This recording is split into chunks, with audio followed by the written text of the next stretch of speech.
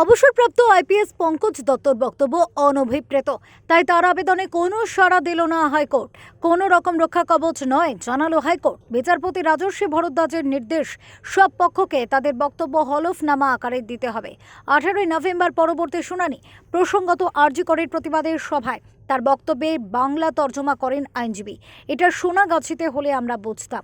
বিচারপতির মন্তব্য, এটা কি করে বলেন? এটা কোনো উদাহরণ হতে পারে না। আমি আপনি যেখানে থাকি সেই জায়গাগুলো কি নিরাপদ বলতে পারবেন? তাহলে হঠাৎ ওই জায়গাকে উদাহরণ মনে হলো কেন? এর থেকে অসম্মান করার জন্য আর কি লাগবে? যেখানে অসহায় মহিলারা থাকেন সেই জায়গা কেন মনে হলো উদাহরণ হিসাবে? আইনজীবী জয়ন্ত নারায়ণ বলেন, মহিলাদের অসম্মান করা উদ্দেশ্য ছিল না।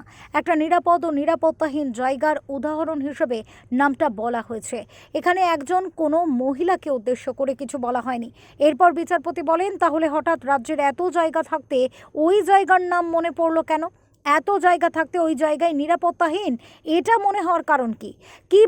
কি ভেবে কথা বলেছেন সেটা বড় কথা নয়। এখানে যেভাবে বলা হয়েছে সেটাই যথেষ্ট ওই মহিলাদের অসম্মান করার জন্য। ব্যুরো রিপোর্ট, ওঙ্কার বাংলা।